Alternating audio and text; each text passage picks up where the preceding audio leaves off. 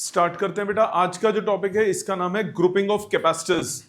Capacitors को आप कैसे कैसे किसी सर्किट में कनेक्ट करते हो और उस सर्किट को सॉल्व कैसे करते हो उसकी बात हम करेंगे। कैपेसिटर्स सर्किट को किस तरह से आप सॉल्विंग करते हो आज हम उसकी बात करेंगे। तो सबसे पहला टाइप का जो ग्रुपिंग है इसका नाम है सीरीज ग्रुपिंग। सामने देखेंगे, इसका नाम है सीरीज ग्रुपिंग। टाइम मिलेगा लिखने का, पहले समझेंगे प्लीज। सीरीज ग्रुपिंग का क्या मतलब होता है? जब भी किसी ग्रुप ऑफ कैपेसिटर्स को, एक कैपेसिटर हो गया, दो हो गए, तीन हो गए, if they are connected one after the other, तो सिंपल लैंग्वेज में उसको बोलते हैं series connection. So series grouping क्या होता है? In this type of grouping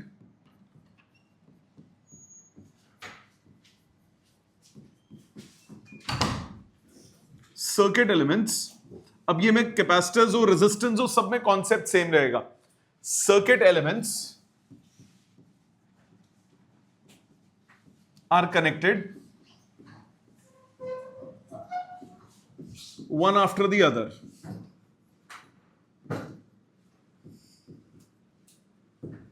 class 10th में आपने रेजिस्टेंसेस के लिए पढ़ा होगा, क्लास 10th में आपने रेजिस्टेंसेस के लिए पढ़ा होगा। अब आप कैपेसिटर्स के लिए पढ़ोगे, आगे जाके आप इंडक्टर्स के लिए पढ़ोगे। तो कोई भी सर्किट एलिमेंट हो, इसीलिए मैंने यहां पे स्पेसिफिक नाम कैपेसिटर्स का नहीं लिया, कोई भी सर्किट एलिमेंट होगा, when they are connected one after the other, उस कॉम्बिनेशन को, उस ग्रुपिंग को हम क्या नाम देते हैं?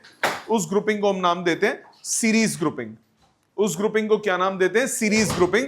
जब कनेक्शन एक के बाद दूसरे का होगा। कैसा कनेक्शन होगा?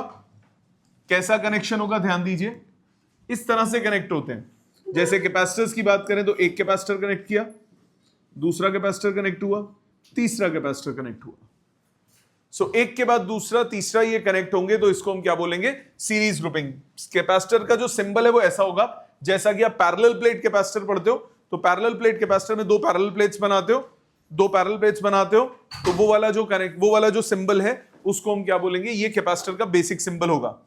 अब सीरीज ग्रुपिंग में क्या सेम रहेगा कैपेसिटर्स के केस में? सीरीज ग्रुपिंग में, in this grouping,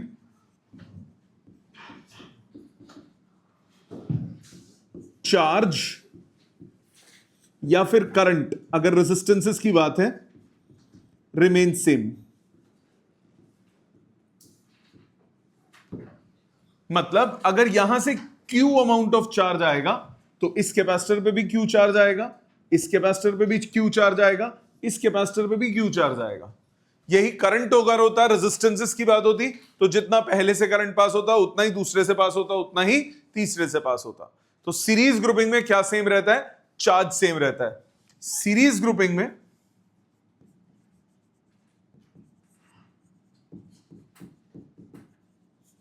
voltage gets divided. Charge same रहेगा और वोल्टेज डिवाइड हो जाएगी। वोल्टेज डिवाइड होने का मतलब कि अगर फर्स्ट वाले कैपेसिटर पे लेट्स सपोज V1 वोल्टेज है, सेकंड पे V2 वोल्टेज है, थर्ड पे V3 वोल्टेज है, सो टोटल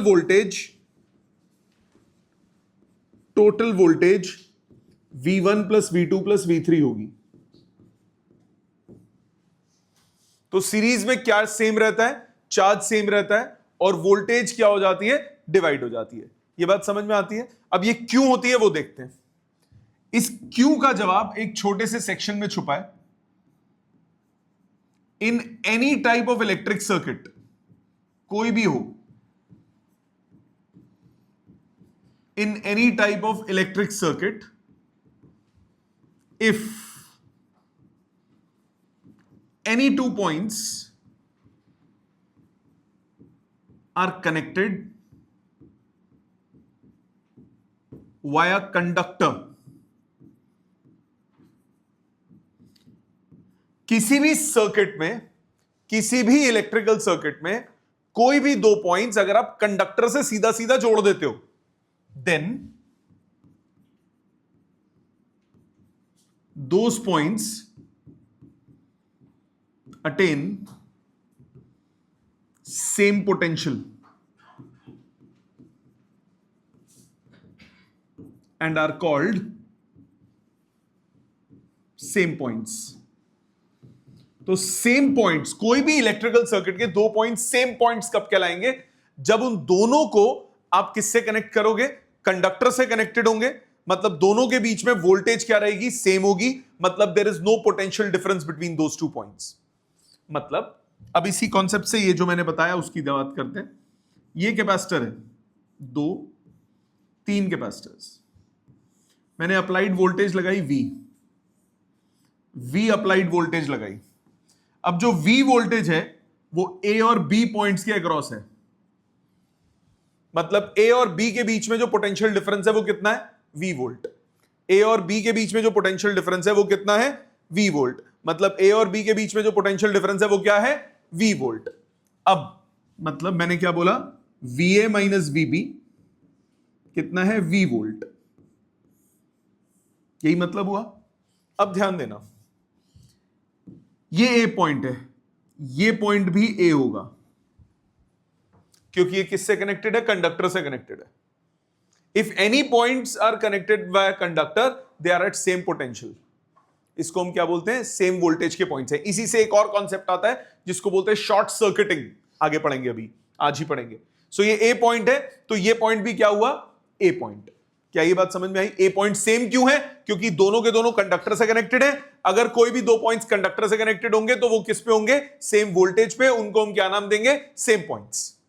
ठीक इसी तरह मान लिया ये पॉइंट है B पॉइंट। अब ये सेम नहीं होगा क्योंकि कंडक्टर से कनेक्टेड नहीं है। ये है C पॉइंट और ये वापस से क्या आ गया? ओहो, मैंने B नाम दे दिया, रुक जाओ। इसको बोल दिया C पॉइंट, इसको बोल दिया D पॉइंट, ये वापस से क्या आ गया? B point. B पॉइंट क्यों आया? क्योंकि ये भी किससे कनेक्टेड है? कंडक्टर से कनेक्टेड है। क्या यहां तक बात समझ में आती है?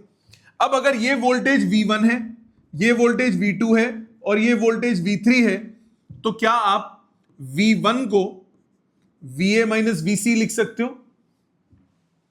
A और C के बीच का पोटेंशियल डिफरेंस V1। आप V2 को VC माइनस VD लिख सकते हो। आप V3 को VD माइनस VB लिख सकते हो। कोई दिक्कत तो नहीं? A और C के बीच का पोटेंशियल डिफरेंस हो गया V1, C और D के बीच का पोटेंशियल डिफरेंस हो गया V2, D और B के बीच का पोटेंशियल डिफरेंस हो गया V3। लिख सकते हो कि नहीं लिख सकते? मतलब अगर मैं V1 plus V2 plus V3 करूं, कितना होगा? VA minus VC plus VC minus VD plus VD minus VB। Cutting करो, VC VC VD VD, क्या बचा? V1 plus V2 plus V3 is equal to VA minus VB। VA minus VB क्या था? Applied voltage. यही मैंने बोला, series में voltage क्या हो जाती है? डिवाइड। आपने 10 वोल्ट लगाया तो तीनों में 10 डिवाइड होगी। 10 डिवाइड होने का ये मतलब नहीं है कि तीनों में 3.33 आ गया। ऐसा भी हो सकता है डिपेंडिंग ऑन कैपेसिटेंस वैल्यूज। एक के पास 4 आए, दूसरे के पास 2 आए, तीसरे के पास 6, तीसरे के पास 4 आ जाए। 424 हो सकता है, 244 हो सकता है, 334 हो सकता है। तो कोई भी किसी भी प्रोपोर्शन में, वो प्रोपोर्शन किस पे डिपेंड करती है? कैपेसिटेंस पे। उसकी अभी बात करेंगे। कहने का मतलब यह है कि यहां जितना वोल्टेज लगाओगे वही टोटल वोल्टेज इन तीनों पे होगी। ये बात समझ में आ गई? सो क्या पढ़ा? दो पॉइंटर्स। पहला पॉइंट, बहुत इंपॉर्टेंट पॉइंट, सीरीज में क्या सेम रहता है? चार्ज सेम रहता है। सीरीज में क्या सेम रहता है? करंट सेम रहता है। अगर आप रेजिस्टेंस वाले सर्किट की बात करो, सीरीज में वोल्टेज क्या हो जाती है? डिवाइड। मतलब आपने टोटल वोल्टेज अगर V लगाई तो तीनों के पास जो वोल्टेज होगी उसका सम किसके बराबर होगा? V के बराबर। क्या ये बात समझ में आ गई? और आज का अभी तक का सबसे इंपॉर्टेंट पॉइंट ये है कि कोई भी दो पॉइंट्स किसी इलेक्ट्रिकल सर्किट में अगर कंडक्टर से कनेक्टेड होंगे तो वो पॉइंट्स किस पे होंगे? सेम पोटेंशियल पे। यहां तक बेसिक सीरीज समझ में आया? अब इसका एक्सप्रेशन क्या होगा? मतलब इफेक्टिव सीरीज कॉम्बिनेशन क्या होगी? अगर मैं बात करता हूं इफेक्टिव सीरीज कॉम्बिनेशन की, इसके बाद मैं टाइम दूंगा आपको लिखने के लिए। इफेक्टिव सीरीज कॉम्बिनेशन मतलब 3 कैपेसिटर्स लगे हुए हैं, 4 लगे हुए हैं, 5 लगे हुए हैं, 10 लगे हुए हैं, जितने भी लगे हुए हैं, कितने भी कैपेसिटर्स लगे हैं, अगर उनकी जगह एक अकेला हो तो कितना हो जो सेम इफेक्ट प्रोड्यूस करे जो वो तीनों मिलके कर रहे हैं, चारों मिलके कर रहे हैं, पांचों मिलके कर रहे हैं, उसको बोलते हैं इफेक्टिव या ओवरऑल या इक्विवेलेंट, कुछ भी नाम दे दो, उसको बोलते हैं इफेक्टिव या ओवरऑल या इक्विवेलेंट, कुछ भी नाम दे दो। ठीक है, क्या मतलब? सामने देखो, मैंने बोला ये एक कैपेसिटर है, ये दूसरा कैपेसिटर है, ये तीसरा कैपेसिटर है। यहां पे आपने वोल्टेज लगाई, इधर आपने वोल्टेज लगा दी। ठीक है, अब जो पहला कैपेसिटर है वो माना C1, दूसरा माना C2, तीसरा माना C3। अप्लाइड वोल्टेज मान ली V, अप्लाइड वोल्टेज मान ली V, इससे चार्ज निकला कुछ Q। सीरीज में क्या रहता है? चार्ज सेम रहता है। इस पे भी आया Q, इस पे भी आया Q, इस पे भी आया Q। यस और नो? कोई प्रॉब्लम नहीं। अब चार्ज कितना आएगा, मतलब वोल्टेज मान ली, अब सीरीज में वोल्टेज डिवाइड होती है। मान लिया फर्स्ट वाले की वोल्टेज है V1, सेकंड वाले पे वोल्टेज है V2, थर्ड वाले पे वोल्टेज है V3। सो फर्स्ट कैपेसिटर के लिए V1 कितना होगा? Q by C1, Q is equal to CV होता है। फर्स्ट वाले का चार्ज है Q, वोल्टेज है V1, कैपेसिटी है C1, तो ये उसका रिश्ता कहलाएगा। V1 कितना होगा? Q by C1। Second capacitor के लिए V2 कितना होगा? Q by C2। थर्ड के लिए V3 कितना होगा? Q by C3। क्या यहां तक बात समझ में आती है? पहले कैपेसिटर के लिए चार्ज कितना हो, वोल्टेज कितना होगा? Q by C1। Second capacitor के लिए वोल्टेज कितना होगा? Q by C2। Third capacitor के लिए वोल्टेज कितना होगा? Q by C3। इतनी बेसिक बात समझ में आती है? श्योर। अब आ जाते हैं इसके इक्विवेलेंट पे। इक्विवेलेंट बोलो या इफेक्टिव बोलो, एक ही बात है। इक्विवेलेंट बोलो या इफेक्टिव बोलो। इफेक्टिव का मतलब क्या होता है कि इन तीनों की जगह अकेला कैपेसिटर लगाओ जो सेम इफेक्ट प्रोड्यूस करे जो ये तीनों मिलके कर रहे हैं। मतलब इफेक्टिव या इक्विवेलेंट का मतलब that capacitor, that single capacitor, अभी हम कैपेसिटर्स की बात करें इसलिए कैपेसिटर, जब हम रेजिस्टेंस की बात करेंगे तो resistor. Single capacitor which draws same amount of charge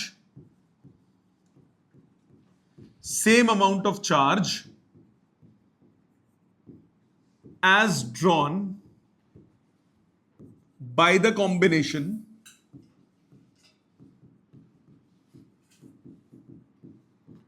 from same voltage source। Same source से वो कैपेसिटर जो अकेला कैपेसिटर काम करे, जो ये तीनों मिलके कर रहे हैं। ये तीनों मिलके कितना चार्ज ड्रॉ कर रहे हैं? Q amount of charge draw कर रहे हैं। तो वो अकेला कैपेसिटर इफेक्टिव कैपेसिटर जो सेम वोल्टेज के सोर्स से सेम चार्ज ड्रॉ करे, इस कैपेसिटर को हम क्या नाम देंगे? Effective capacitor. तो अगर हम इस कैपेसिटर की बात करें तो इसके लिए ये वोल्टेज है V, तो इसके अक्रॉस वोल्टेज V होगी कि नहीं होगी? क्योंकि ये A पॉइंट है, ये B पॉइंट है, तो ये भी A पॉइंट हुआ, ये भी B पॉइंट हुआ। A और B के बीच में पोटेंशियल डिफरेंस क्या है? V का। तो इस A और B के बीच में पोटेंशियल डिफरेंस क्या होगा? V का। तो इसके लिए अगर मैं वो लगाऊं Q is equal to CV या V is equal to Q by C, तो मैं लिख सकता हूं Q बाई C इफेक्टिव। कोई दिक्कत यहां तक किसी को? No problem. अब हम सीरीज में क्या लगा सकते हैं? मैंने बोला in series voltage gets divided,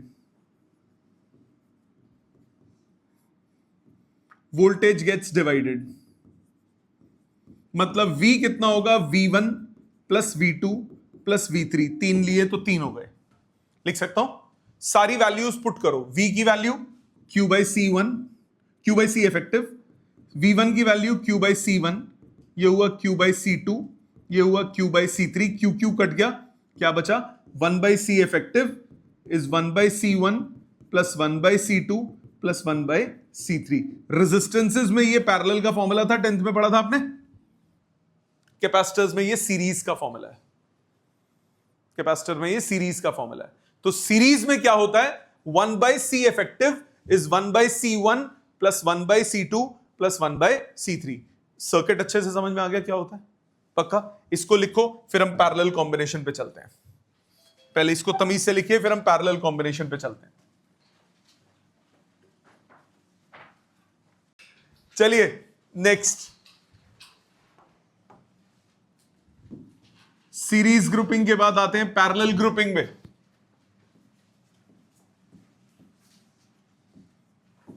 parallel grouping का मतलब क्या होता है?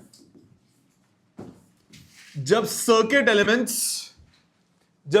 एलिमेंट्स ऐसे कनेक्टेड हो कि सबके अक्रॉस वोल्टेज सेम हो, मतलब कॉमन पॉइंट्स के अक्रॉस अगर सर्किट एलिमेंट्स कनेक्टेड हो तो वो क्या कहलाते हैं? In parallel. If any type of circuit elements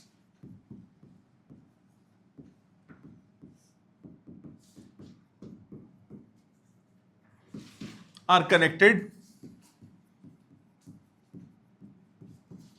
across common points,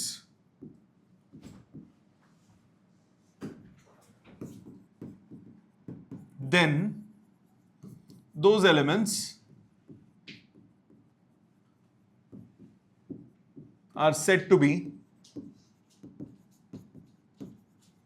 in parallel।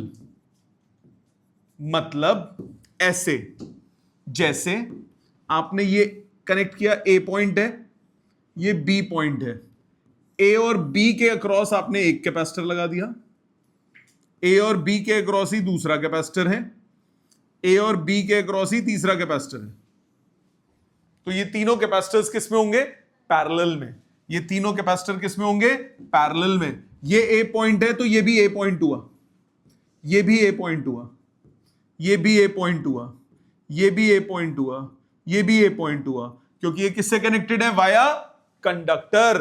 If they are connected via conductor then they are called in, they are said to be in if their points are connected via conductor then they are points having same potential। तो ये सारे ए points हैं जितने भी हैं। इसी तरह ये बी है तो ये भी बी है, ये भी बी है, ये भी बी है, ये भी बी है, और ये भी बी है। तो A B A B A B तीनों कॉमन पॉइंट्स के अक्रॉस कनेक्टेड है, तो ये तीनों किस में होंगे? पैरेलल में। सो पैरेलल ग्रुपिंग में क्या होता है? पैरेलल ग्रुपिंग में दो चीजें होती हैं। पहली चीज, इन पैरेलल, क्योंकि वो कॉमन पॉइंट्स हैं, वोल्टेज रिमेन सेम।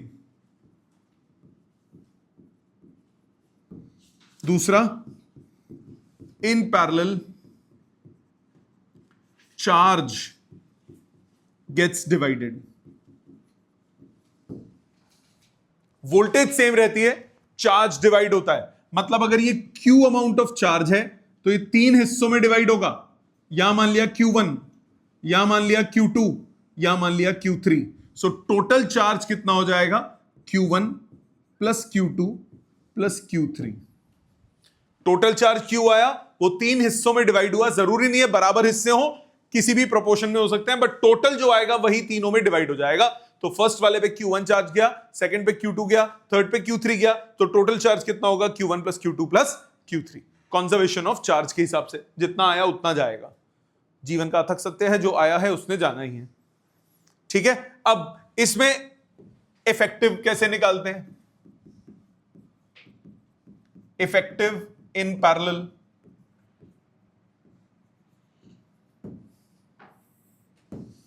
पैरेलल में इफेक्टिव का क्या गेम होता है? Let's see, let's play this game. Parallel में इफेक्टिव का गेम ऐसा है, मैंने बोला पैरेलल कर रहे थे ना, पैरेलल में क्या किया?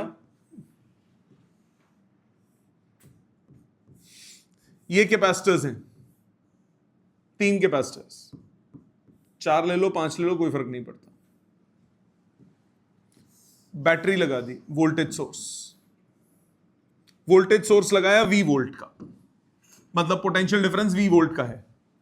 ये पॉइंट A, ये भी हो गया A, ये भी हो गया A, ये भी हो गया A, ये भी हो गया A, ये हो गया A, ये हो गया A। सिमिलरली ये point B, B, B, B, B, B, B। तो A और B के बीच में वोल्टेज V है, तो ए और बी के बीच में वोल्टेज V है, तो ए और बी के बीच में वोल्टेज V, ए और बी के बीच में V, ए और बी के बीच में V, पैरेलल में क्या सेम रहा? वोल्टेज। तो फर्स्ट वाले पे चार्ज, पहला कैपेसिटर C1 है, दूसरा C2 है, तीसरा C3 है, तो फर्स्ट वाले पे चार्ज गया लेट्स सपोज Q1, दूसरे पे गया Q2, तीसरे पे गया Q3, तो Q1 को क्या लिख सकते हो? C1V, Q2 को क्या लिख सकते हो? C2V, Q3 को क्या लिख सकते हो? C3V। Q is equal to CV लगा दिया तीनों में। इफेक्टिव का मतलब क्या होता है? जो तीनों का काम अकेला कर दे, इनका इफेक्टिव मान लिया C इफेक्टिव।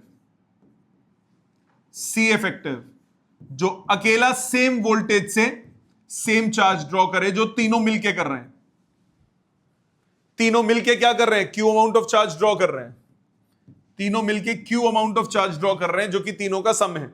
सो अकेला वो कैपेसिटर जो इन तीनों के बराबर चार्ज कर ले, मतलब Q को आप क्या लिखोगे? C effective into V। क्या ये समझ में आता है? अब मैंने आपको क्या बोला? चार्ज कंजर्व्ड है, मतलब Q is equal to Q1 plus Q2 plus Q3। Q को लिखोगे C effective into voltage, Q1 को C1V, Q2 को C2V, Q3 को C3V, VV कट गया, C इफेक्टिव कितना हुआ? C1 plus C2 plus C3। तो C इफेक्टिव, इफेक्टिव कैपेसिटेंस क्या होगी? सबका सम। तो रेजिस्टेंसेस से उल्टे फॉर्मूलाज हैं। रेजिस्टेंस में क्या था? 1 बाई रेजिस्टेंस में सीरीज में क्या था? R is equal to R1 plus R2 plus R3। यहां पे पैरेलल में है C is equal to C1 plus C2 plus C3। वहां पे क्या था? पैरेलल में था 1 by R is equal to 1 by R1 plus 1 by R2 plus 1 by R3। यहां पे वो चीज किसमें है? सीरीज में। फॉर्मूला समझ में आ गए? कंसेप्ट समझ में आ गया? अब इसको अप्लाई कैसे करते हैं, कुछ क्वेश्चंस में करके दिखाता हूं। जैसे सपोज करो मैंने बोला ये एक कैपेसिटर है, ये दूसरा कैपेसिटर है, ये तीसरा कैपेसिटर है। कुछ क्वेश्चंस करूंगा, उसके बाद साइड हो जाऊंगा, लिख लेना। ये माना 10 माइक्रोफैरड का है, ये माना 20 माइक्रोफैरड का है, ये माना 30 माइक्रोफैरड का है। मुझे बोलता है C इफेक्टिव निकालो। तीनों किस में? सीरीज में। Simple, lovely. 1 by C effective is 1 by C1 plus 1 by C2 plus 1 by C3। So 1 by C effective हुआ 1 by 10 plus 1 by 20 plus 1 by 30। LCM कितना आया? 60 एलसीएम आया। 6 प्लस 3 प्लस 1 प्लस 2। सो C effective कितना आया? ये 1 by C effective है। 1 by C effective कितना आया? 11 बाई 60। तो C इफेक्टिव कितना आया? 60 बाई 11 माइक्रो फैरेड। क्या ये क्लियर है सबको? इजी, फुद्दू सा। अच्छा, अब बात देखते हैं, थोड़ा सा लेवल इंक्रीज करते हैं, हल्का करते हैं। 19-20 ये तीन कैपेसिटर्स हैं।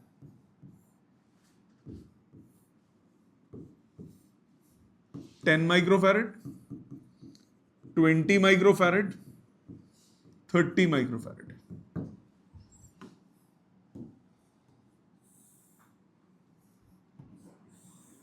ये ज्वाइन कर दिया।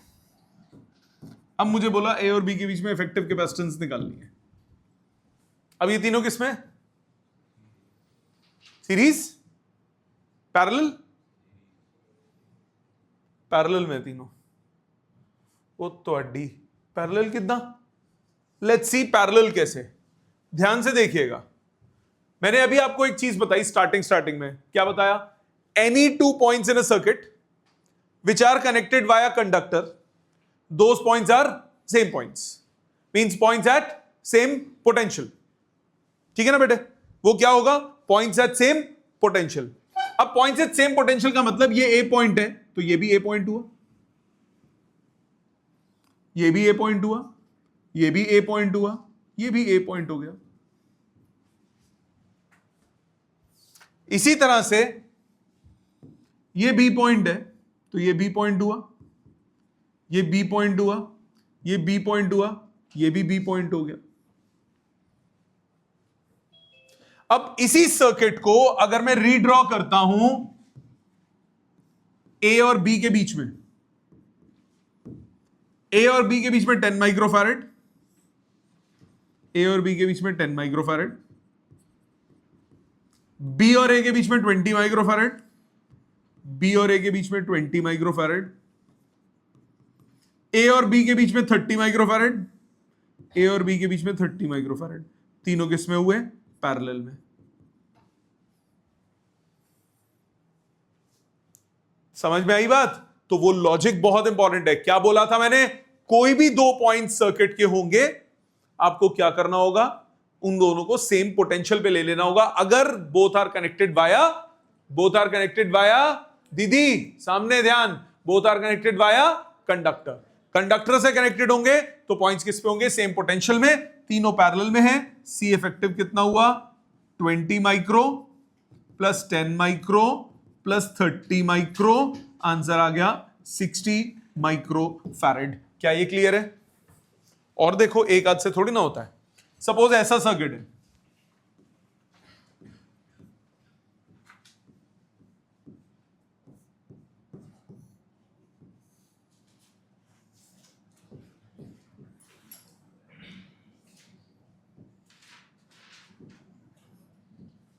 ए और बी के बीच में इफेक्टिव चाहिए, तीनों 10 माइक्रोफैरेड के।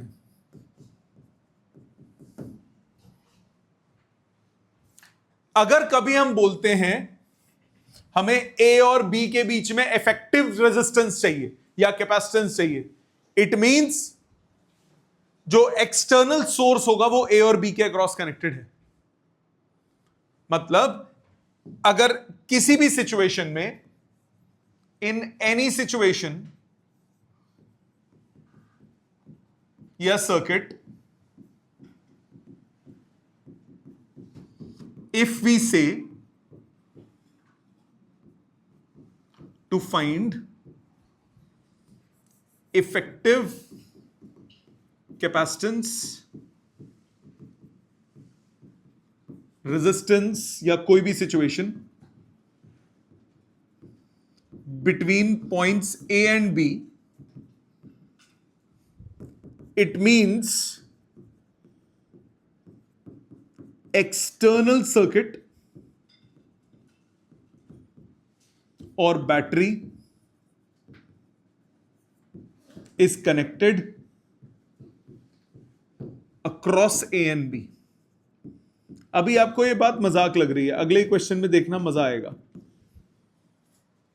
जरा ध्यान देना। इस सर्किट पे आते हैं, मुझे इफेक्टिव चाहिए ए और बी के बीच में। कभी भी किसी भी सर्किट में, अब इसमें डायरेक्टली देखने पे आपको नहीं दिख रहा कौन सीरीज है कौन पैरेलल है। कैसा भी सर्किट होगा, सिंपलीफाई करते वक्त आपको क्या ध्यान में रखना है? सबसे पहला, जितने भी जंक्शंस होंगे उन सब जंक्शंस का नाम करोगे। जैसे पिछले में देखो, जंक्शन पे मैंने हर जंक्शन का नाम दिया, मैंने हर जंक्शन का नाम दिया पिछले क्वेश्चन में, हर एक को नाम दे दिया एबीसीडी दिया ना। तो कोई भी सर्किट होगा, सबसे पहले आप हर जंक्शन का नाम दोगे, नाम देने के बाद इक्विवेलेंट सर्किट बनाओगे, जब तक आपको सीधा सीधा नजर नहीं आता कौन सीरीज है कौन पैरेलल है। अब इधर अगर ध्यान से ताड़ोगे, ये ए पॉइंट है, so this point is a conductor, this point is also a conductor. अब ये ए का रास्ता बंद हो गया, ए का रास्ता हर तरफ से बंद हो गया। अब इधर आ जाओ बांदर पे, बी पे, ये बी तो ये बी, ये भी बी, बी के रास्ते भी बंद हो गए, सारी जंक्शंस का नाम हो गया। जंक्शन क्या होता है? जहां दो से ज्यादा, दो या दो से ज्यादा वायर्स मीट करती हैं। अब इसका इक्विवेलेंट सर्किट बनाओ, रीड्रॉ करते हैं इस सर्किट को। ये है चमन 1, ये है चमन 2, ये है चमन 3। ए और बी पे आओ, ए और बी के बीच में C1 connected, 10 microfarad, C1 connected. ए और बी के बीच में C2 कनेक्टेड, 10 माइक्रोफैरेड। ए और बी के बीच में C3 कनेक्टेड, 10 माइक्रोफैरेड। ये तीनों किसमें हो गए? पैरेलल में। सी इफेक्टिव कितना होगा? 30 माइक्रोफैरेड। आप कहोगे सर सीधी सी बात है, जो सीरीज नहीं है वो पैरेलल है, फर्क ऐसे थोड़े ना होता है। कैसे होगा? देखो इधर एक और क्वेश्चन देखते हैं, यही सिमिलर सा बनाते हैं।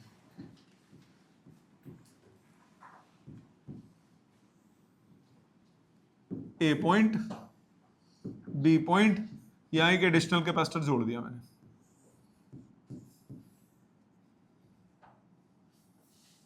ये है जी 10 माइक्रोफैरड, 10 माइक्रोफैरड, 10 माइक्रोफैरड, 10 माइक्रोफैरड। सबसे पहला नाम मैंने क्या बोला, क्या करो, सबसे पहले आप सारी जंक्शंस का नाम दे दो। दे देते हैं जी नाम। ए पॉइंट, ए पॉइंट, ए पॉइंट, ए के सारे रास्ते बंद हो गए। अब बी पे आ जाओ। B point, B point, B के रास्ते बंद हो गए, क्योंकि अब बी का रास्ता इसने रोक दिया ना, कैपेसिटर ने। कंडक्टर जब तक था तब तक सेम पॉइंट रहेगा। कौन बच गया, ये जंक्शन का नाम नहीं हो पाया ना, इसको कोई और नाम दे दो, सी पॉइंट। ठीक है, अब रीड्रॉ करते हैं। ए बी के बीच में चाहिए, बीच में कहीं सी बना दो, कहीं भी बना दो जहां तुम्हें अच्छा लगे। अब एक एक करके सर्किट बनाते हैं। ए और सी के बीच में 10, ए और सी के बीच में 10, ए और सी के बीच में एक और 10, ए और सी के बीच में एक और 10, सी और बी के बीच में 10, सी और बी के बीच में 10, ए और बी के बीच में 10, ए और बी के बीच में 10 हो गए चारों। अब क्या ये पैरेलल में, पैरेलल में नहीं है ना, पैरेलल में नहीं है ना। अब जरा नोटिस करो कौन पैरेलल में दिख रहे हैं आपको, एसी वाले दोनों। चलो दोबारा सर्किट बनाते हैं। सी एसी, एसी और ए और सी के बीच में कैपेसिटेंस कितनी हो गई, 10 माइक्रो प्लस 10 माइक्रो, ये हो गया 20 माइक्रोफैरड। रीड्रॉ करो सर्किट को, स्टेप हर स्टेप पे दोबारा बनाना पड़ेगा सर्किट। ये बी पॉइंट, ये ए पॉइंट, ये हो गया 20 माइक्रोफैरड, ये हो गया 10 माइक्रोफैरड, और ये है वो चमनचिंदी। अब क्या दिख रहा है आपको, एसी और बीसी सीरीज में। अच्छा ए बी क्यों नहीं, पता है क्यों ए बी नहीं, जरा देखना। मैं थोड़ा सा सर्किट में चेंज करूंगा, पूरी सिचुएशन बदल जाएगी। अगर इसको डंडी ना बनाई होती मैंने, अब कौन सीरीज में। सो पॉइंट इज, मैंने आपको क्या बोला, कोई भी दो पॉइंट्स जिनके बीच में आपको इफेक्टिव निकालना है, इसका मतलब उसके अक्रॉस एक्सटर्नल सर्किट कनेक्टेड है, तो वहां दो डंडी जरूर बना लो। अगर ये डंडी ना बनी होती तो ये दोनों भी तो सीरीज होते। सीरीज का मतलब क्या होता है, सेम चार्ज जाना चाहिए, तो इधर से जितना चार्ज जाता उतना इधर से जाता, इजंट इट। अभी ये और इलैबोरेट करता हूं अगले क्वेश्चन में, पहले इस क्वेश्चन की बात पूरी कर लेते हैं। ये दोनों सीरीज में नजर आ रहे हैं सबको, तो एसी और CB, so 1/c of, series में है एसीबी सेक्शन का, ये होगा 1/c of AC section plus 1/c of CB section, so 1/20 plus 1/10, 20 LCM 1 + 2, C of ACB section आ गया 20/3 माइक्रोफैरड। दोबारा बनाओ, ये 10 माइक्रोफैरड, और इस सेक्शन का टोटल कितना हो गया, 20/3 माइक्रोफैरड। अब ये दोनों किसमें हो गए, पैरेलल में। सी इफेक्टिव कितना हुआ, 10 + 20/3, 50/3 माइक्रोफैरड। आई समझ। अब इसी क्वेश्चन को ना थोड़ा सा मसाला लगाता हूं। आपको बोला in a given circuit find effective capacitance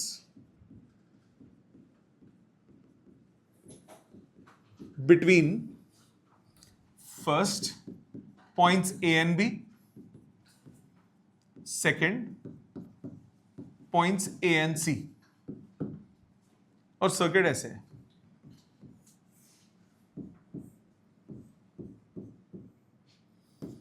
ten microfarad, 20 microfarad, 30 microfarad, ABC। आपको बोला ए और बी के बीच में इफेक्टिव कैपेसिटेंस निकालो। ए और बी के बीच में इफेक्टिव कैपेसिटेंस निकालने का मतलब क्या हुआ कि एक्सटर्नल सर्किट कहां कनेक्टेड होगा, एक्सटर्नल सर्किट कहां कनेक्टेड होगा, ए और बी के बीच में। यस और नो, यही अभी मैंने बोला जिन भी पॉइंट्स के बीच में आपको इफेक्टिव कैपेसिटेंस निकालनी है, इट मींस एक्सटर्नल सर्किट कहां कनेक्टेड है, उन पॉइंट्स के क्रॉस। तो उसको सॉल्व करने के लिए आप क्या करो, क्योंकि आपको फर्स्ट पार्ट में ए और बी के बीच में बोला है, तो ए और बी पे ऐसे एक्सटर्नल डंडी बना दो। इससे आपको पता लगेगा कि करंट इधर से इधर नहीं जाएगा, करंट इधर से डिवाइड होगा जब, या चार्ज डिवाइड होगा। जब चार्ज डिवाइड होगा तो वो सीरीज नहीं है। सीरीज के लिए क्या कंडीशन है, चार्ज सेम जाना चाहिए। पैरेलल के लिए क्या कंडीशन है, कॉमन पॉइंट्स के क्रॉस कनेक्शन होना चाहिए। सो क्योंकि यहां पे चार्ज डिवाइड होगा तो ये दोनों अब सीरीज में नहीं है, बट ये दोनों सीरीज में है। अब बीसी और सीए ये दोनों सीरीज में, क्योंकि जो चार्ज यहां जाएगा वो पक्का पक्का इधर जाएगा ही जाएगा। तो यानी कि अब BC and CA are in series. तो 1/C BCA 1/20 plus 1/30, 60 LCM, 3 plus 2 5/60। तो C of BCA कितना आ गया, 12 माइक्रोफैरेड। 12 माइक्रोफैरेड मतलब ये सर्किट ऐसा हो गया, इधर एक्सटर्नल सर्किट और ये इधर से बन गया। ये कितना है 10 और ये कितना हो गया 12। ये था ए, ये था बी। अब क्या हुआ, सी इफेक्टिव कितना आएगा 22 माइक्रोफैरेड। पैरेलल में ऐड कर दोगे। यही क्वेश्चन बदलते हैं, यही क्वेश्चन अगर मैं सेकंड पार्ट पे आता हूं, सेकंड पार्ट पे अगर आए, सेकंड पार्ट पे अगर आए, ए एंड सी की बात करें तो ए और सी पे एक्सटर्नल सर्किट है। अब ये दोनों सीरीज नहीं होंगे। अब कौन से दोनों सीरीज होंगे, ये दो सीरीज होंगे। समझ में आई बात? 10th में जो कंफ्यूजन थी वो दूर हुई। हां, सीरीज कौन होते हैं, एक से चार्ज जितना गया दूसरे पे उतना ही गया, सिर्फ तब सीरीज होता, और कोई तरीका नहीं है। पैरेलल कब होते हैं, जब कॉमन पॉइंट्स के क्रॉस कनेक्शन होती है। सो अब मेरे को बताओ कौन सीरीज है, ए बी और BC. So A B and BC are in series. So 1/C ABC is 1/10 plus 1/20, 20 LCM 2 plus 1। तो C of ABC सेक्शन कितना आया, 20/3 माइक्रोफैरेड।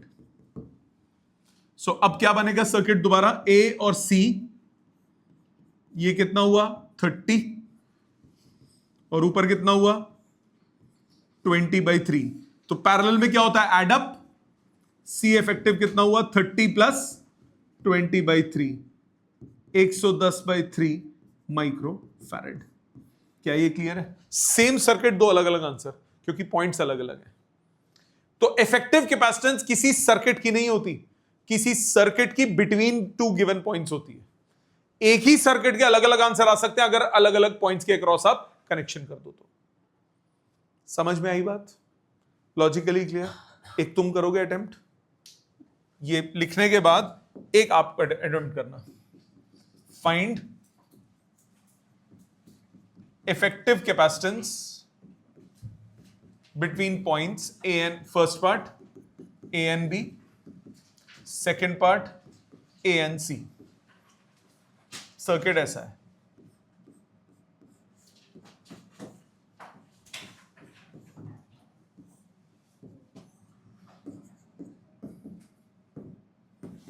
सब कैपेसिटेंस 10 माइक्रोफैरेड के हैं।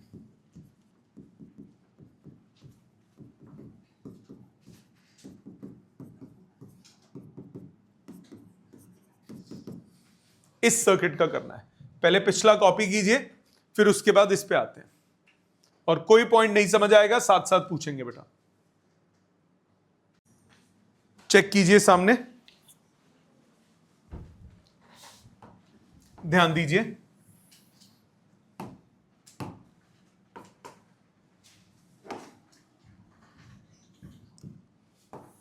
पहले एक को सॉल्व करते हैं, first A and B. A and B को सॉल्व करते हैं। ए एंड बी की अगर बात करें तो इसका मतलब सर्किट में जो डंडी लगी होगी वो कहां लगेगी, ए और बी पे। अगर ए और बी पे डंडी लगी है तो ये दोनों किस में हो गए, सीरीज में। ये दोनों अब सीरीज नहीं है, राइट। सो आप बोलोगे A D and D C are in series.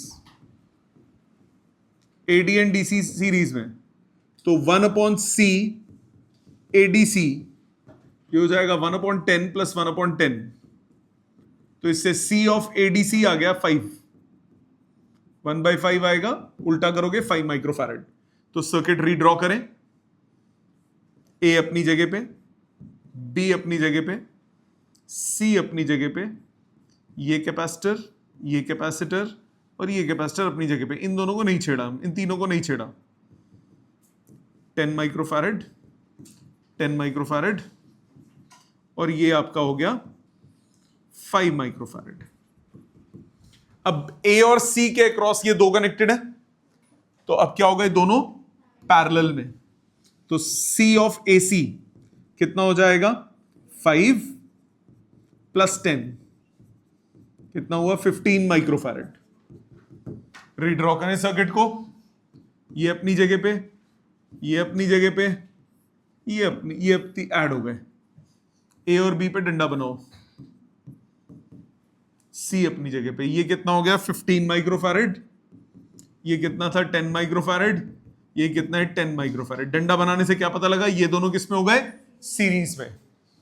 तो 1/c ऑफ ACB ये होगा 1/c of AC plus 1/c of CB, मतलब 1/15 प्लस 1/10, 30 LCM, 2 प्लस 3। तो C ऑफ ACB आ गया आपके पास 6 माइक्रोफैरड। सर्किट क्या बना, 10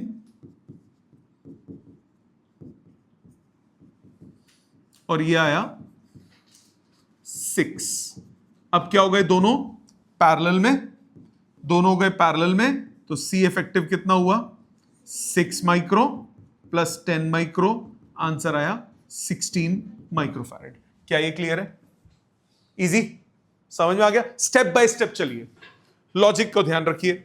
दूसरा पार्ट हमें निकालना है ए और सी के बीच में, ए एंड सी के बीच में। जब ए और सी के बीच में निकालना है तो अब डंडा कहां बनेगा, ए और सी के क्रॉस। तो ए पे और सी पे डंडा बना दो। अब ये दोनों सीरीज में हो गए, ये दोनों भी सीरीज में हो गए, क्योंकि अब यहां पे डंडा नहीं लगा तो यहां पे डिवाइड नहीं होगा। तो आप क्या बोलोगे, A D and D C are in series. Also A B and B C are in series. ये दोनों सेक्शन सीरीज में है, सो इनका इफेक्टिव कितना हो गया, मतलब C ऑफ ADC निकालना है अगर, 1/c ऑफ ADC ये हो जाएगा 1/10 प्लस 1/10।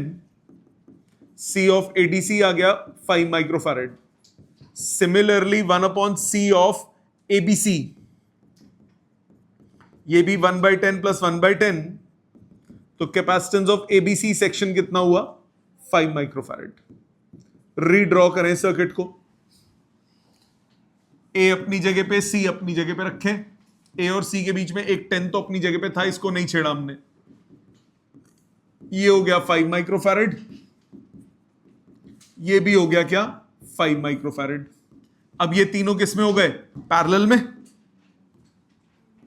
सी इफेक्टिव कितना हुआ, 5 प्लस 10 प्लस 5, रिजल्ट आया 20 माइक्रोफैरड। क्या ये क्लियर है, समझ में आ गई बात, पक्का, श्योर। कई बार ये तो एक ये वाले क्वेश्चन हो गए। कई बार सिचुएशन में थोड़ा सा नमक मिर्च लग जाती है। नमक मिर्च मतलब ध्यान देना, ये कैपेसिटर है, ये कैपेसिटर है, ये कैपेसिटर है, ये है 10 माइक्रोफैरड, ये है 20 माइक्रोफैरड, ये है 30 microfarad.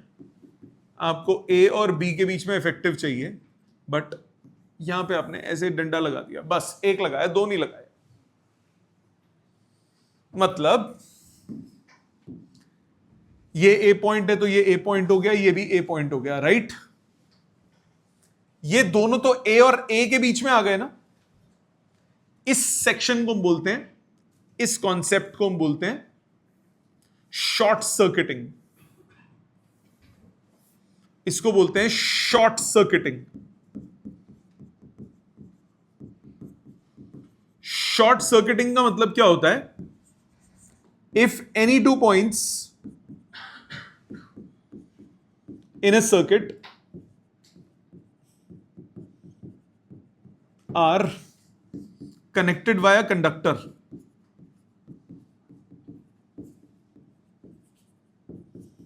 then entire charge will pass through that conductor. सारा का सारा चार्ज उस कंडक्टर से पास हो जाएगा। And we can neglect the effect of circuit elements. Circuit element के इफेक्ट्स को हम नेग्लेक्ट कर सकते हो, मतलब जो भी चार्ज आएगा वो इधर से जाएगा, इधर जाएगा, इधर से कुछ पास नहीं होगा। तो आप इसको भूल सकते हो, इसको भूल सकते हो। आपके पास सीधा एक ही कैपेसिटर बचा। इस सर्किट का सी इफेक्टिव कितना हो गया? 30 माइक्रोफैरड। ये है ही नहीं सर्किट में, तो बेसिकली आपका सर्किट कैसा बन गया? ऐसा बन गया, ए और बी के बीच में बाईपास हो गया, ठीक है ना। तो इस टाइप के सेक्शन, इसको बोलते हैं शॉर्ट सर्किटिंग। क्या नाम देते हैं? Short circuiting. ये हमने शॉर्ट सर्किट कर दिया जी। जीरो रेजिस्टेंस का पाथ करंट फ्लो करता है, फॉलो करता है। जहां लो रेजिस्टेंस होती है वहां ज्यादा करंट जाता है, पता है ना आपको। अब जो कंडक्टर है वहां पे तो कोई वहां पे कोई रेजिस्टेंस ही नहीं है। और मोर ओवर एक और तरीका, चल रेजिस्टेंस भूल जाते हैं, कैपेसिटर के हिसाब से सोचते हैं। कैपेसिटर के अक्रॉस वोल्टेज होने की तभी चार्ज होगा। इस कैपेसिटर के अक्रॉस पोटेंशियल डिफरेंस क्या है? 0, तो चार्ज पास ही नहीं होगा। पोटेंशियल डिफरेंस होगा तब चार्ज पास होगा ना। तो इस सर्किट के अक्रॉस पोटेंशियल डिफरेंस नहीं है, इस कैपेसिटर के अक्रॉस पोटेंशियल डिफरेंस नहीं है, तो इस कैपेसिटर पे चार्ज ही नहीं आएगा। जब चार्ज आएगा ही नहीं तो इस लाइन में ही नहीं चार्ज पास हुआ, तो चार्ज कहां से चला गया? बाहर बाहर से पास हो गया। समझ में आ गई बात? क्लियर है एकदम, स्प्राइट की तरह। अच्छा, एक तो ये हो गया। एक होता है और कंसेप्ट, इसको बोलते हैं ब्रिज। ब्रिज का मतलब क्या होता है? जैसे मल्टीपल सर्किट्स जुड़ रहे हैं, जैसे ये एक है, ये एक दूसरा कैपेसिटर लगाया, ये एक कैपेसिटर लगाया, ये एक और कैपेसिटर लगाया, ये एक और कैपेसिटर लगाया। अब मुझे इसके ऊपर से ले जाना है, तो यूं ऐसे बना देंगे। ये ए पॉइंट है, ये बी पॉइंट है। इसका मतलब ये एक ऊपर से निकल गया इसके। इसको बोलते हैं ब्रिज। 10th में पढ़ा होगा शायद आपने, पढ़ा हुआ है ना। इसको बोलते हैं ब्रिज, ऊपर से पास हो गया। ये कनेक्शन नहीं है कहीं पे भी। अगर यही मैं सीधा लेके जाता, मतलब वो बीच में इंटरकनेक्टेड था।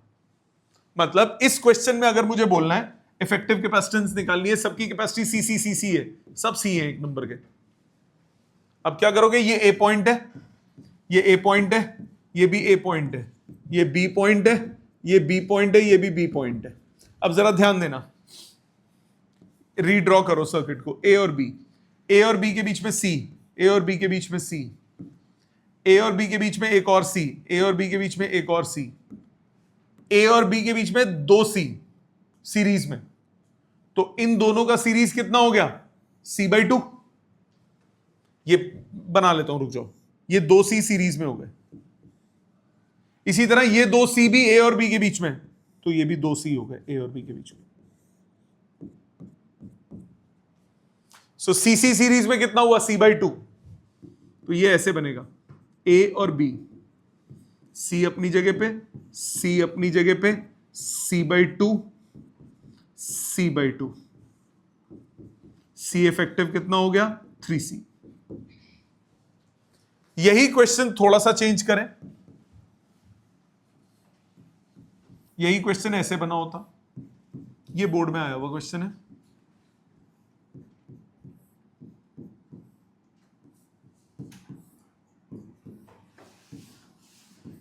ये ए ये बी, बोलता है इफेक्टिव कैपेसिटेंस निकालो, सी नाम दे दिया सबका, सब सी,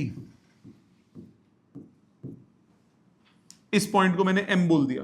अब ये जंक्शन है या मीट कर रही है वायर्स, तो अब क्या होगा, ये ए ये बी ये बी, मैंने जान के इसको सी नाम नहीं दिया क्योंकि कैपेसिटर से कंफ्यूजन ना हो जाए, ए और बी बीच में ले लिया एम। अब जरा ध्यान दो, ए और सी के बीच में सी, ए और बी के बीच में सी, ए और बी के बीच में एक और सी, ए और एम के बीच में सी, ए और एम के बीच में सी, एम और बी के बीच में सी, एम और बी के बीच में एक और सी, हार्ट बन गया है ना, विच डिफरेंट चेंबर्स। नाउ ये सी सी किस में हो गए पैरेलल, ये सी सी किस में हो गए पैरेलल, ये सी सी किस में हो गए पैरेलल। पैरेलल में क्या होता है, एड अप, ये ए ये बी ये एम, ये कितना हो गया 2c, ये भी कितना हुआ 2c, ये भी कितना हुआ 2c, 2c सीरीज कितना हुआ c, c और 2c पैरेलल, c इफेक्टिव कितना हुआ 3c। आप कहोगे सर आंसर तो सेम आया है ना, सेम आया ना, बताऊंगा ये क्यों सेम आया, अभी नहीं, करंट इलेक्ट्रिसिटी में आ भी सकता है डिफरेंट भी आ सकता है, बट इसमें सेम क्यों आया, क्योंकि ये सिमेट्रिकल सर्किट है, सिमेट्रिकल सर्किट में रिडंडेंट बने होते हैं जंक्शंस, इसको हम इलेक्ट्रिकल सर्किट्स में करंट इलेक्ट्रिसिटी में सॉल्व करना सीखेंगे, जहां पे हम डिफिकल्ट क्वेश्चंस को ओरली करेंगे सर्किट्स के अननेसेसरी जंक्शंस को हटा के, सिमेट्री बोलते हैं इसको, आगे पढ़ेंगे, डोंट वरी, वो करंट इलेक्ट्रिसिटी में आएगा। अभी ये समझ में आया, अभी वाले लॉजिक से क्लियर है। सो क्या बोला मैंने, कनेक्शन अगर ऐसे ब्रिज की फॉर्म में बनाओ मतलब यहां कनेक्टेड नहीं है, यहां तार ऊपर से निकल रही है, और यहां पे अगर सीधा सीधा बनाओ मतलब ये कनेक्शन है, इसमें नहीं बोल सकते ऊपर, क्योंकि यहां पे हवा में थोड़ी ना बना सकता हूं वायर को। समझ में आई बात, ये हो गया आपका बेसिक। अब इसके बाद ये हो गया, ये हो गया। अब आते हैं चार्ज डिस्ट्रीब्यूशन के क्वेश्चंस कैसे करते हैं। आपको वोल्टेज दे दी, बैटरी दे दी, कहता है चार्ज डिस्ट्रीब्यूशन करो। अच्छा रुक जाओ, चार्ज डिस्ट्रीब्यूशन से पहले एक दो बातें और, एक दो प्यारी प्यारी बातें और कर लेते हैं, दिल बहलाने वाली 2-3 बातें। पहली बात, बहुत इजी बात, एक सर्किट होता है जिसको बोलते हैं गेहूं पत्थर सेतु, व्हीटस्टोन ब्रिज, उस पे बेस पे क्वेश्चन आते हैं, व्हीटस्टोन ब्रिज प्रिंसिपल।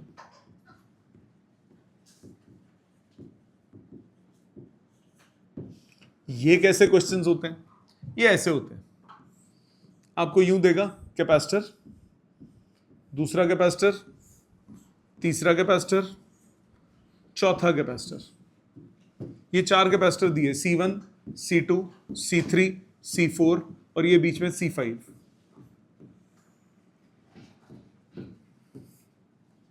इधर से सर्किट है। व्हीटस्टोन ब्रिज प्रिंसिपल क्या बोलता है, according to this principle, if C1 upon C2 is C3 by C4, this upon this is equal to this upon this, या फिर this upon this is equal to this upon this, कुछ भी बोल लो क्योंकि rearrange करके same चीज आएगी। C1 upon C2 is C3 by C4 या C1 upon C3 is C2 by C4, then no charge will pass through C5। इस वाली ब्रांच में कोई चार्ज पास नहीं होगा। क्यों नहीं होगा? चैप्टर 5 में पढ़ोगे, अगले चैप्टर में पढ़ोगे, करंट इलेक्ट्रिसिटी में इसका प्रूफ आएगा। Therefore we can neglect C5। C5 को आप भूल सकते हो, हटा सकते हो, कर सकते हो। ठीक है? कैसे? ये कैपेसिटर, दूसरा कैपेसिटर, तीसरा कैपेसिटर, चौथा कैपेसिटर। ये है 10 microfarad, 20 microfarad, 5 microfarad, 10 microfarad, 10 microfarad. मुझे इस ए और बी के बीच में इफेक्टिव चाहिए। अब इसमें कुछ भी सीरीज नहीं है, कुछ भी पैरेलल नहीं है। करो, बताओ कौन सा सीरीज है? कोई भी नहीं है। ये दो सीरीज नहीं है, बीच में डिवाइड हो रहा है। ये दो भी सीरीज नहीं है, बीच में डिवाइड हो रहा है। ये दो भी सीरीज नहीं है, बाहर डिवाइड हो रहा है। कोई भी दो कॉमन पॉइंट्स के अक्रॉस कनेक्टेड नहीं है। ना कुछ सीरीज ना कुछ पैरेलल। कैसे सॉल्व करोगे? व्हीटस्टोन ब्रिज प्रिंसिपल से। अगर ये बैलेंस हो रहा है तो, सो बैलेंस हो रहा है तो आप क्या बोलोगे? 10/20 is equal to 5/10. 10/20 is 5/10. Therefore, it's balanced bridge. Balanced Wheatstone bridge है। बैलेंस्ड व्हीटस्टोन ब्रिज है तो आप इसको ऐसे बना सकते हो। ये 10 माइक्रोफैरड, ये 20 माइक्रोफैरड, ये 5 माइक्रोफैरड, ये 10 माइक्रोफैरड। बीच वाली ब्रांच को भूल जाओ। अब ये देखो कितना इजी हो गया। ये दोनों हो गए सीरीज में, ये दोनों हो गए सीरीज में। इसका टोटल कितना हुआ? 20/3 आएगा सॉल्व करके। इसका टोटल कितना हुआ? 10/3। पैरेलल में आता है ना, सीरीज में आता है ना करना। अब ये आपस में दोनों किसमें हो गए? सेक्शंस पैरेलल में। सी इफेक्टिव कितना हुआ? 10 माइक्रोफैरड। 20/3 प्लस 10/3 कितना हुआ? 30/3। 30/3 कितना हो गया? 10 माइक्रोफैरड। तब आप सॉल्व कर पाओगे। अगर अनबैलेंस्ड है तो चैप्टर 2 में, अगले चैप्टर में आएगा, करंट इलेक्ट्रिसिटी में। किरचॉफ लॉ लगता है उसमें। ठीक है? यहां तक समझ में आया?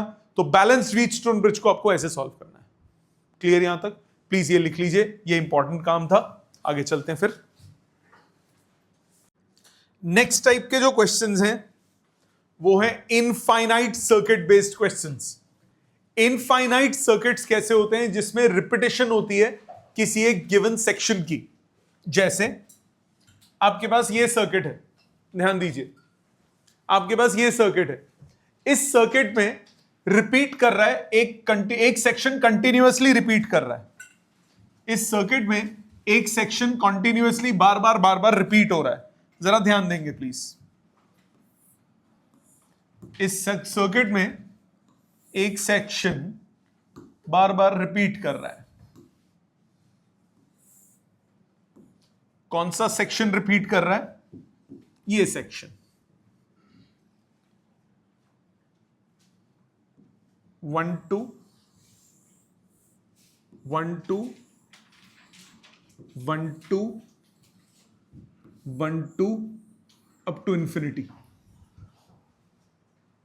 रिपीट कर रहा है कि नहीं?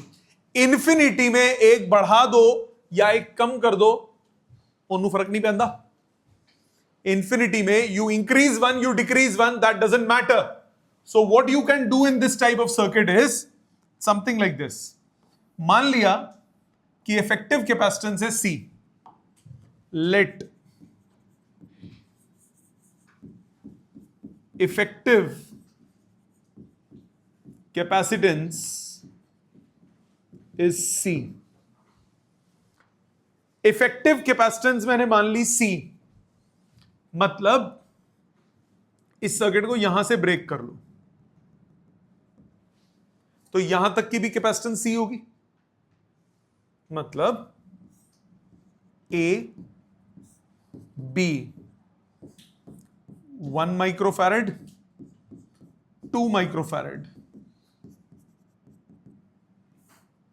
इसको वापस से क्या लिख सकते हो, सी लिख सकते हो।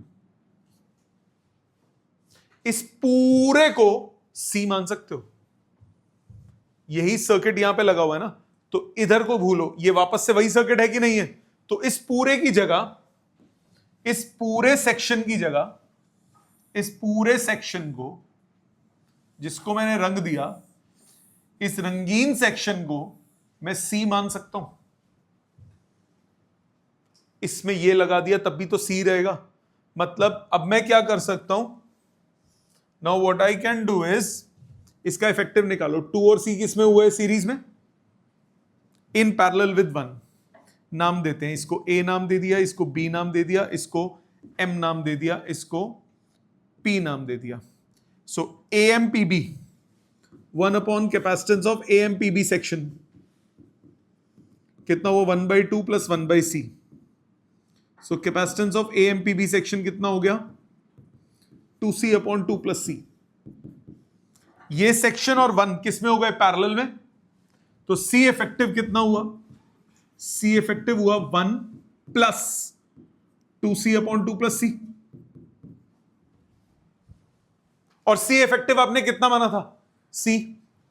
तो C is equal to 1 plus 2c upon 2 plus c। Solve करो, C minus 1 is 2c upon 2 plus c। Cross multiply, C minus 1 into 2 plus c is 2c। Bracket खोलो, 2c plus c square minus 2 minus c is equal to 2c। 2c cut गया, c square minus c minus 2 equal to 0। Quadratic बन गई, splitting हो रही है middle term की। -2n plus 1, c square minus 2c plus c minus 2 equal to 0। c minus 2 c plus 1 equal to 0। तो c कितना हुआ, 2 माइक्रोफैरड माइनस 1 माइक्रोफैरड। -1 नहीं हो सकता, कैपेसिटेंस का आंसर आ गया 2 माइक्रोफैरड। तो इसकी इफेक्टिव कैपेसिटेंस का आंसर कितना आया, 2 माइक्रोफैरड। ये होता है कैसा सर्किट, जिसमें रिपीट करता है इंफिनिटी तक। समझ में आया, इसमें रिपीट करता है इंफिनिटी तक। क्लियर। अगले टाइप का क्वेश्चन है जिसमें कैपेसिटेंस में, कैपेसिटर में मल्टीपल मीडियम्स इंसर्टेड होंगे। मतलब जैसे सपोज आपको बोला find effective capacitance of following circuits. पहला आपको क्या बोला, ये एक कैपेसिटर है, ए एरिया है, D distance between the plates है, और आपने 2 मीडियम इंसर्ट कर दिए बीच में। एक medium having dielectric constant K1, another medium having dielectric constant K2। ये 2 मीडियम इंसर्ट कर दिए। मैंने बोला इसका इफेक्टिव कैपेसिटेंस निकालो। आपको ये याद होगा कल जो हमने लास्ट क्लास में पढ़ा था कि जब एयर होती है तो कैपेसिटेंस होती है A epsilon naught by D। अगर मीडियम होता है तो epsilon of medium into A by D, या फिर K times A epsilon naught by D। याद है बात। अगर पूरा का पूरा मीडियम इंसर्ट कर दूं तो K times A epsilon naught by D बनता है कि नहीं। अब जरा ध्यान दो, this will act as 2 capacitors, this will act as 2 capacitors. कैसे, जो भी चार्ज आएगा वो 2 पार्ट्स में डिवाइड हो जाएगा। जब चार्ज डिवाइड होता है तो सेक्शन किस में कहलाता है, पैरेलल में। ये 2 capacitors, this will act as 2 capacitors in parallel। पहला कैपेसिटर की कैपेसिटी कितनी है, K1 times A by 2 epsilon naught by D। इसका एरिया आधा हो गया ना। K times A epsilon naught by D होता है, एरिया की जगह क्या आया, A बाई 2, और D की जगह तो D है। और जो सेकेंड कैपेसिटी है वो हो गया K2 times A by 2 epsilon naught by D। तो C इफेक्टिव कितना हुआ, C1 प्लस C2, क्योंकि पैरेलल में है।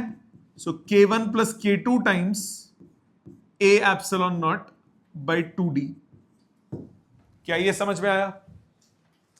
अगर ये ऐसे ना होता, सपोज ये ऐसे होता, कैपेसिटर है बीच में, K1 मीडियम, K2 मीडियम, ये एक मीडियम डाइलेक्ट्रिक कांस्टेंट K1, ये दूसरा मीडियम डाइलेक्ट्रिक कांस्टेंट K2। अब जो भी चार्ज आएगा, जितना इसमें जाएगा उतना इसमें भी पास होगा, तो ये दोनों किसमें हो गए? सीरीज में।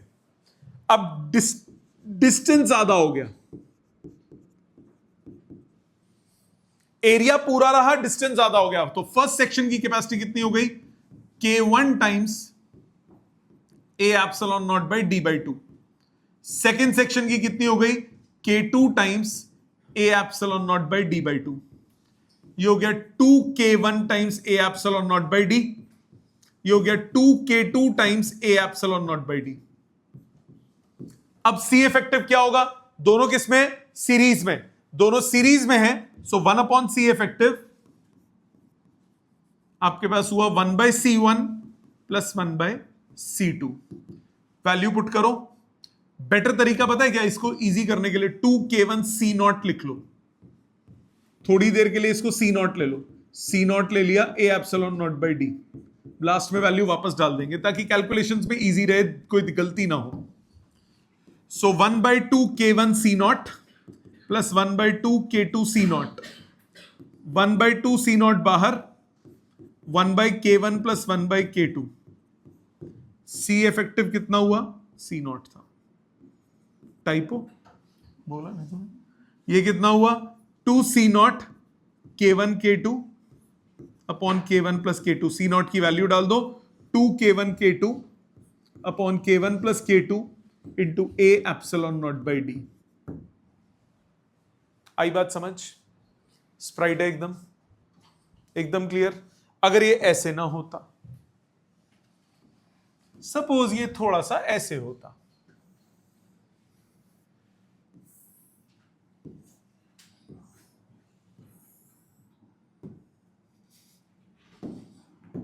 ये मीडियम डाइलेक्ट्रिक कांस्टेंट K1,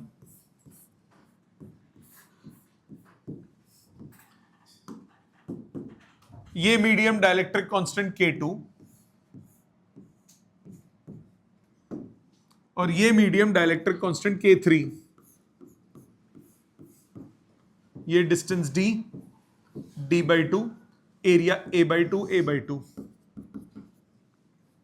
अब ये मिक्स ग्रुपिंग हो गई, चार्ज आया, चार्ज आया, चार्ज आया, पहले K1 पे पास गया, फिर डिवाइड हो गया। सो K2 और K3 किसमें हो गए? पैरेलल में, इन सीरीज विद K1। मैंने पिछले वाले को 90 डिग्री पे बना दिया बस, और कुछ नहीं किया। जो भी चार्ज आएगा पहले K1 में आएगा, फिर इसके कॉम्बिनेशन में आएगा। तो अब क्या बोलोगे? इसकी कैपेसिटी बोल दी C1, इसकी C2, इसकी C3। C1 कितना होगा? K1 times A epsilon naught by D by 2, तो 2K1 C0। C2 कितना होगा? K2 टाइम्स एरिया भी आधा, epsilon naught by D by 2, यह आ गया K2 C0। C3 क्या होगा? K3 C0।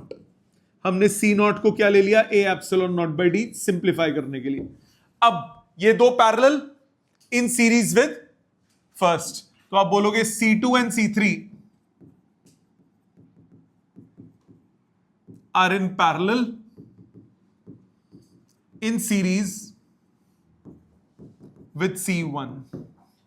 तो पहले C2 C3, 2 3 का ओवरऑल कितना हुआ? C2 plus C3, C2 plus C3 जोड़ेंगे, so K2 plus K3 times A epsilon naught by D.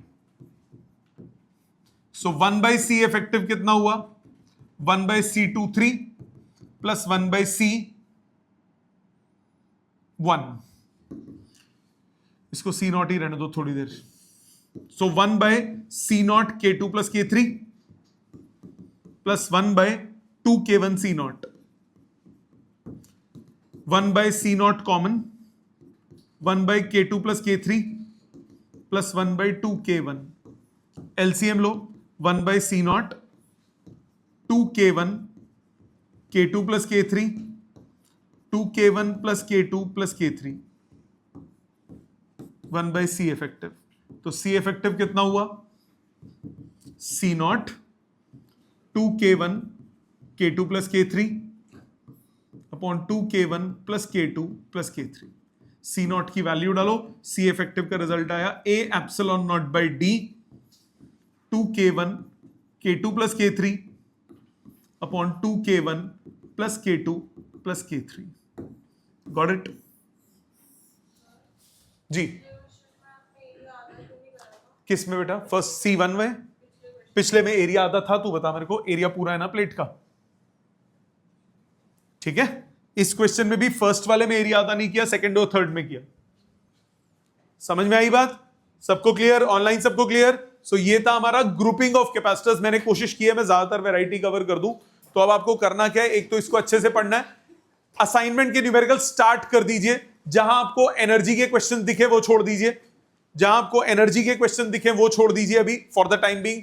जहां पे आपको दिख जाए कॉमन पोटेंशियल, एनर्जी लॉस, जहां पे भी ये चीज दिख रही है उसको छोड़ दीजिए, बाकी करना है। ठीक है, सो नेक्स्ट क्लास तक मुझे कोशिश कीजिए, अगली क्लास में हम इसका करेंगे चार्ज डिस्ट्रीब्यूशन और एनर्जी के कॉन्सेप्ट्स। ठीक है, थैंक यू वेरी मच।